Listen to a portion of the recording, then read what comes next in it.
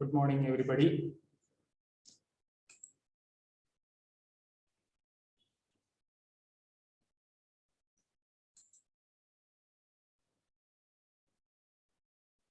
So today we'll have a discussion on pulpal therapy in children. Now, as you know, children are a bit different from adults. So deciduous teeth, though quite similar to permanent teeth, while doing root canal treatment in deciduous teeth, certain modifications are needed because of the difference in structure, the fact that the deciduous tooth roots will resorb after some time, then be replaced by permanent teeth, etc. So certain modifications we will have to do while doing root canal treatment in children. Now, coming to types of pulpal therapy in children. See, in children, as you know, we deal with deciduous teeth as well as permanent teeth and young permanent teeth. So today we'll be discussing about management root canal treatment in deciduous teeth and young permanent teeth. Permanent teeth management you'll be learning in conservative and endodontics.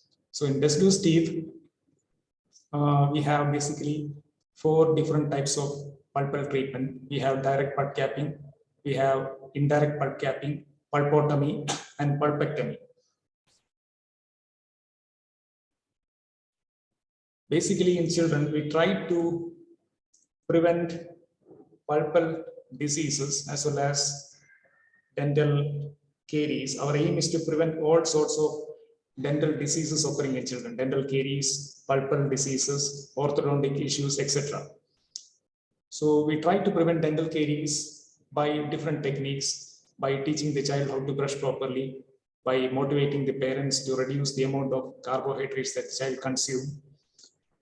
Then by improving the quality of the tooth by application of fluoride, usage of Pitt and Fisher sealants, etc., improving the quality of saliva by increasing the salivary fluoride buffering capacity, etc.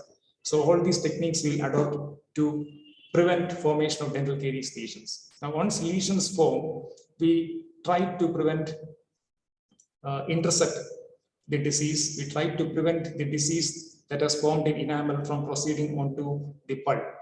So if a small enamel caries lesion has appeared on a tooth, we'll try to restore it immediately. We'll use preventive resin restorations, preventive glass enamel restorations. That is, we'll prepare a small cavity, fill it with GAC or composites. At that point itself. Now, if you are not doing anything, that enamel caries lesion can spread onto the dentino-enamel junction. Once it reaches the dentino-enamel junction, it spreads laterally through the dentino-enamel junction. That's a weak area. Then through the dentine onto the pulp. So at each stage, we try to prevent the disease from proceeding onto the pulp. If it reaches dentine, the child will start experiencing sensitivity. We have to restore the tooth after giving a proper base, calcium hydroxide base and all. If it reaches the deep dentine, then at that point of time, once it reaches the deep dentine, the child starts experiencing pain. That is due to the fact that once the lesion has reached the deeper layers, some toxins from the caries lesion can leach into the pulp chamber through the open dentinal tubules. So then there will be an inflammation occurring in the pulp, and the patient starts experiencing pain. But at that point of time, there is no infection. Now, we are not doing anything. The deep dentinal caries lesion can reach the pulp, leading to a pulpal exposure. Once the pulp is exposed, then the pulp can get infected, will surely get infected. Then it will be very difficult to retain the pulp. You will have to do some sort of proper pulpal treatment. We may have to extirpate the coronal or radicular pulp. So based on these things, we have 4 different types of treatment. We have direct pulp capping, indirect pulp capping, pulpotomy, pulpectomy. In young permanent teeth, usually there are 4 different types. Again, we have direct pulp capping, indirect pulp capping, a calcium hydroxide pulpotomy. So in young permanent teeth, we use only calcium hydroxide for doing pulpotomy. Now this is usually done for the purpose of apexogenesis. Apexogenesis means a natural continuation of the root formation, which we'll discuss later. Then apexification.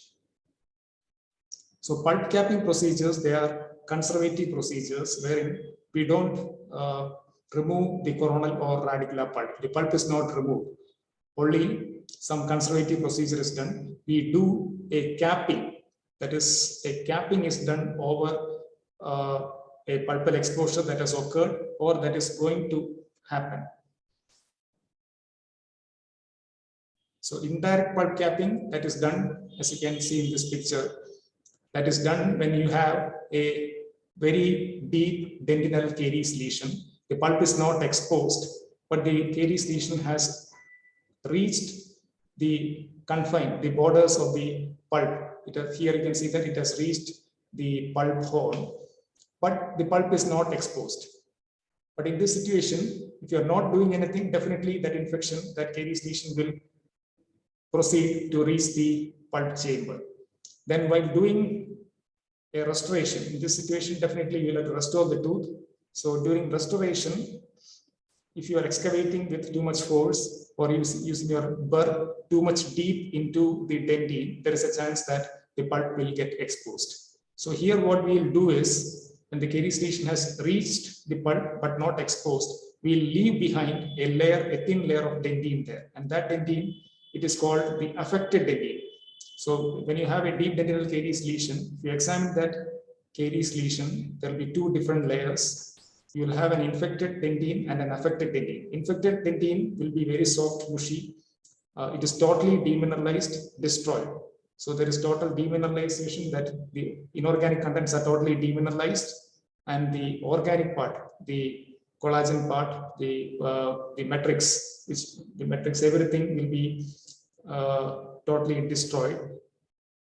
So that part we call that infected dentine. The dentinal tubules, the architecture is totally lost. We don't find any intact dentinal tubules. It is totally soft. So only that part we'll be excavating out. And the affected dentine that will be seen at the advancing front of the lesion. Here, the dentine is still intact and hard.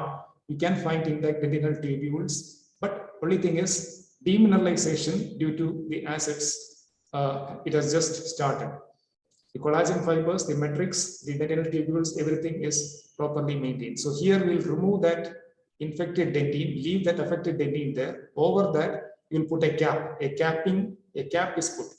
So here you have the pulp horn, the thin layer of dentine is there. Over that, a layer of calcium hydroxide or MTA is placed. That procedure is called indirect pulp capping.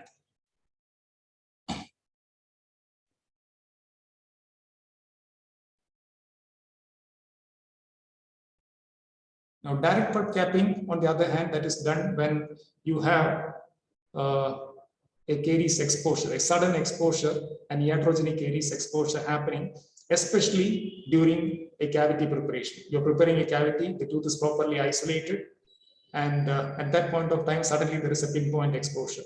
So you have properly isolated, there is a small pinpoint exposure immediately over that exposure site. So your pulp is exposed to the exterior, you have to somehow protect it. So at this point of time, over that pinpoint exposure, you place a cap of calcium hydroxide, MTA, or some other, lots of other materials are available. We can use 4-meta, we can use tricalcium phosphate, hydroxyapatite crystals, lots of medicaments, even zinc oxide can be placed over that exposure site. One of the material of choice is calcium hydroxide. In deciduous teeth, there is a problem with placing calcium hydroxide. If the pulp is inflamed, already inflamed or infected, and if you are putting calcium hydroxide, that can cause internal root resorption. So in that situation, it's better to use MTA or bone morphogenic proteins, BMP1, 2, 6, etc. All those things can be used for direct pulp capping. Some resins like 4-meta are also used. But when you are using a resin for pulp capping, you will not find formation of a dentine bridge, tertiary dentine deposition below that layer. You're putting calcium hydroxide, MTA, tricalcium phosphate crystals, etc., all that exposure site. Just below that, the odontoblasts will be stimulated. They will deposit a layer of dentine, tertiary dentine. A dentine bridge will be formed, and that will be protecting the pulp. So that is direct pulp capping. In traumatic injuries, pinpoint exposures, when the patient is reporting immediately within 1 day, also you can do direct pulp capping. But pulp exposures, if it is due to dental caries or dental caries, usually we will not resort to direct pulp capping, because if it is due to dental caries, there is a high chance that the pulp will get infected. So small mechanical exposures during cavity preparation, that is the main indication.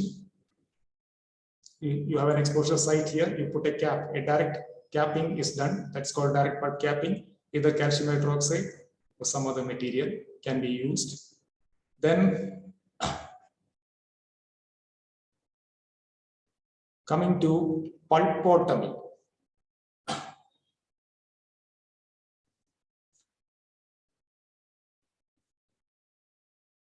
Pulpotomy, so we have two types of pulpotomy. We have vital pulpotomy as well as non-vital pulpotomy. So pulpotomy, we will resort to doing pulpotomy procedures whenever you have an exposure. So when you have a pinpoint or large exposure happening in a vital tooth, that's the important thing. The tooth should be vital and the patient should be reporting within 1 or 2 days. So when you have a cariogenic or a traumatic pulpal exposure in a deciduous tooth, patient is reporting immediately, you find that the tooth is vital and you think that the infection that has reached the pulp chamber hasn't spread into the radicular pulp, you can think about doing a pulpotomy. Normally, when you have a pulpal exposure, the coronal pulp will get infected. Gradually, that infection will spread onto the radicular pulp and from there onto the periapical tissues. But this will take some time. So the child is reporting immediately within 1 or 2 days. We can do a simplified procedure, which is known as pulpotomy. So in pulpotomy, we'll be just removing the coronal pulp and placing a medicament. In pulpectomy, when the radicular pulp and coronal pulp are both infected, we'll remove both the coronal pulp as well as the radicular pulp. Here, only the coronal pulp is removed. It is an easier procedure, can be finished within 20-30 minutes. Only thing is you need to achieve proper anesthesia and the tooth should be vital. Usually, we will not do pulpotomies in non-vital teeth. Very rarely, we'll do a pulpotomy in non-vital tooth, which is called mortal pulpotomy, which we will be discussing later. So vital pulpotomies done in vital deciduous teeth. There are 3 different types. We have devitalization pulpotomy, preservation pulpotomy, and regeneration type of pulpotomy. So this is based on, we have this classification based on the changes happening in the radicular pulp after the placement of a medicament in the pulp chamber, which follows the removal of the coronal pulp. So in pulpotomy, we'll be removing the coronal, extirpating the coronal pulp, then placing a suitable medicament in the pulp chamber. And the aim behind placing this medicament is to retain the radicular pulp in a healthy, vital, painless state. So we don't want to remove the radicular pulp, but the tooth should remain healthy, vital, painless. So we use different types of medicaments. So in devitalization pulpotomy, we use formocresol, then electrocautery, lasers, etc. are used. For preservation type, we use glutaraldehyde pulpotomy, ferric sulfate, then regeneration, we use calcium hydroxide, bone morphogenic proteins, etc. So in pulpotomy, so as you can see here, we'll prepare an access cavity after achieving proper anesthesia, rubber dam isolation. So this access cavity gives you proper access onto the pulp chamber. Tooth is properly anesthetized, then the entire coronal pulp is extirpated out with a spoon excavator or a slow speed round one. Using that, we'll extirpate the coronal pulp. So there will be bleeding from this point. So you have the radicular pulp in position. That radicular pulp stems are here. They will start bleeding. You have to arrest that bleeding with a cotton pellet. So if the tooth is still vital, if the radicular pulp is vital, healthy, uninfected, the bleeding will stop. Otherwise, if it is infected, inflamed, etc., there will not be the presence of clotting factors and the bleeding will continue. So in that situation, you'll have to think about doing pulpectomy. If the bleeding stops, you can remove, you can place a suitable medicament, for example, formoprazole, that will be placed in using a cotton pellet that will be placed here, that will be kept in position for 2 to 5 minutes. By that time, the radicular pulp, the superficial part of the radicular pulp will undergo fixation due to the presence of formalin in formoprazole. Now, once you achieve that fixation, this part of the pulp becomes brown in color. You remove the cotton pellet and fill the entire pulp chamber with zinc oxide eugenol. So indications